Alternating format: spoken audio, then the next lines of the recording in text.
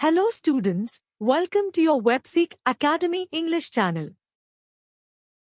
Today, we will discuss the lesson Fredrick Douglass, which is a part of your first PUC English syllabus. This inspiring piece highlights the powerful and courageous journey of Fredrick Douglass, a former slave who became a leading voice for freedom, equality, and human rights.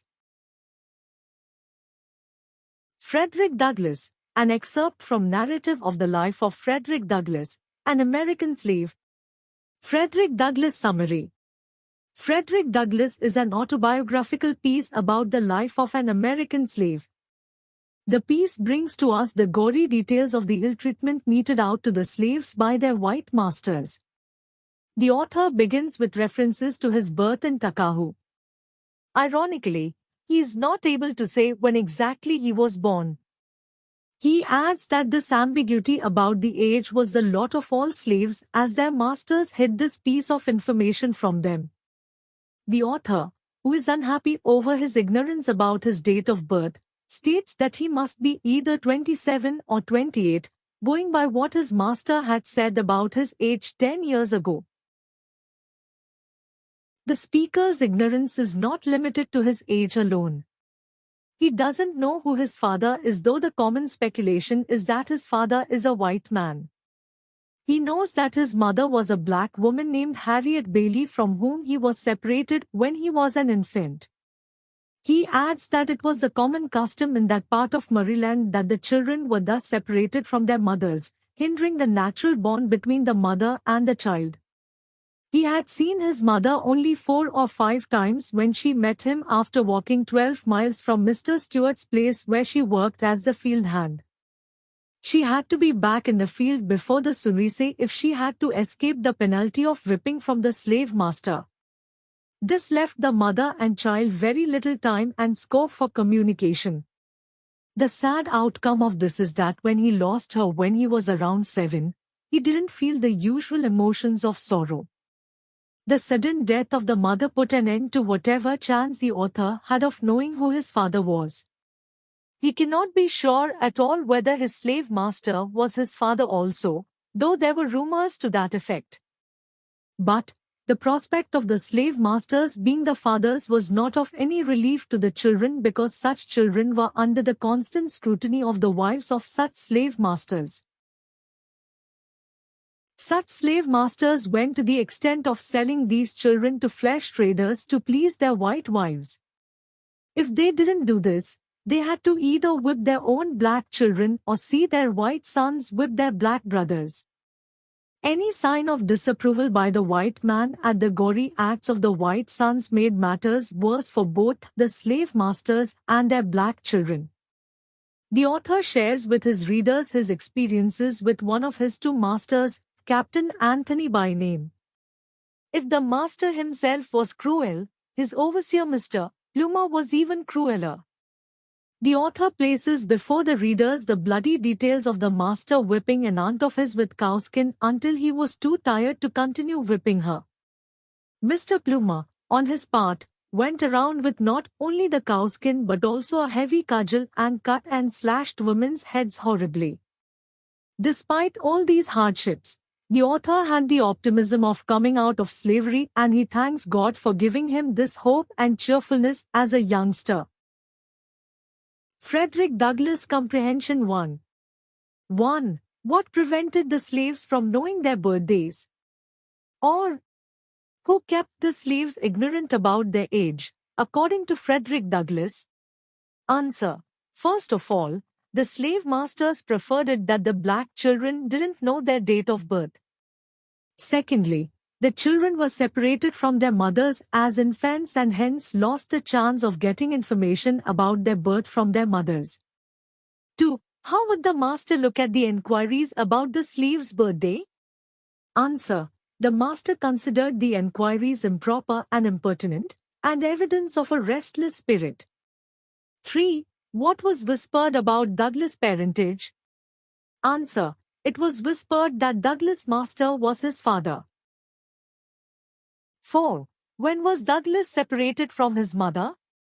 Answer. When he was an infant. 5. Douglas' mother was able to meet him only at answer, night. 6. What was the penalty to the field hand for not being in the field at Sunrise? Answer, whipping. 7. How old was Douglas when his mother died? Answer, about 7 years old. 8. Name the person who was believed to be both Douglas' father and master. Answer, Captain Anthony. 9. What was Mr. Plummer? Answer, an overseer. Fredrick Douglass Comprehension 2. 1. Why wasn't Douglas affected much by his mother's death? Or, why could not Fredrick remember much about his mother? Answer. The story of Douglas is the pitiable story of man's cruelty scheming against the natural ways of nature. Douglas narrates to the readers as to how the selfish people who employed children as slaves systematically cut the children from their roots. He knows that his mother was a black woman named Harriet Bailey from whom he was separated when he was an infant. He adds that it was the common custom in that part of Maryland that the children were thus separated from their mothers, hindering the natural bond between the mother and the child. He had seen his mother only 4 or 5 times when she met him after walking 12 miles from Mr. Stewart's place where she worked as a field hand, and each of these times was very short in duration and at night. She had to be back in the field before the Sunrise if she had to escape the penalty of whipping from the slave master. This left the mother and child very little time and scope for communication.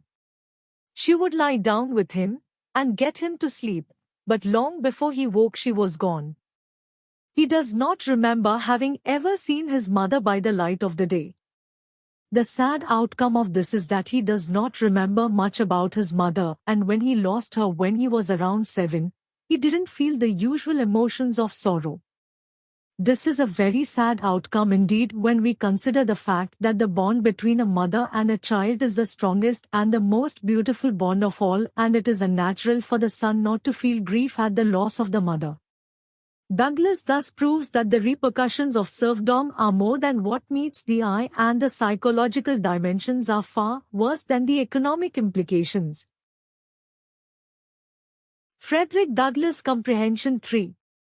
1. What kind of hardships did the slave suffer at the hands of the slaveholder and his mistress? Or, what were the difficulties faced by mulatto children? Or, as mulatto children, what wrath did the black slaves incur of their white mistress?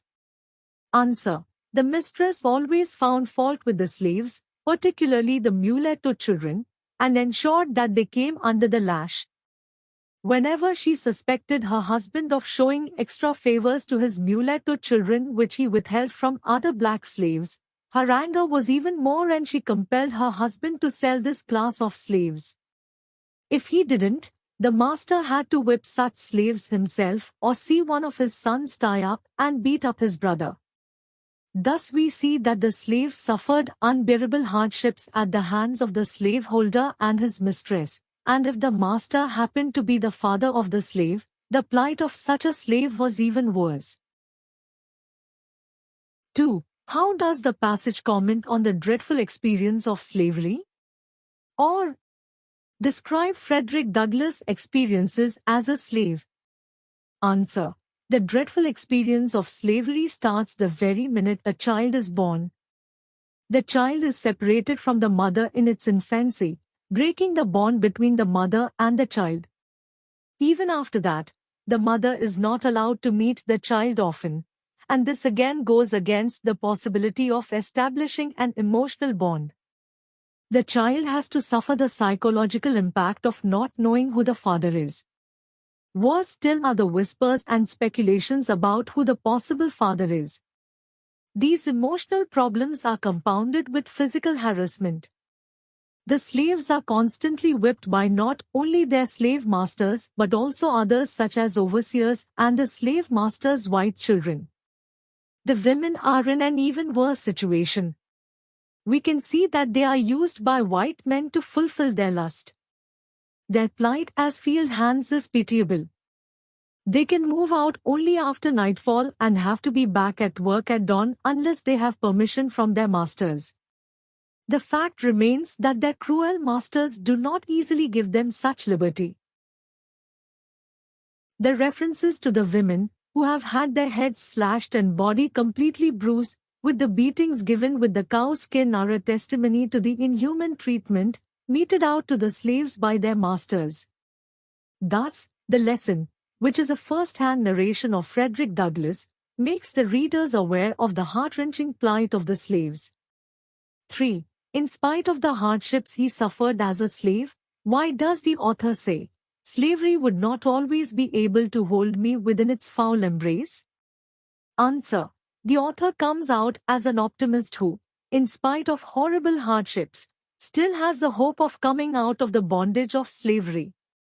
He thanks God for giving him this tenacity. But we can see that it is the inner strength of the speaker who opposes the injustice of not only his state but also the plight of all slaves. Being a witness to the tragic plight of his mother and the horrible state of his aunt must have strengthened his resolve to come out of the noose of slavery. It is because of such people who fought against all odds that the slaves got freedom from serfdom. Thanks for watching. If you found this video helpful, don't forget to like, share, and subscribe to WebSeek.Academy for more English lessons and notes. See you in the next video. Until then, learn more and achieve more.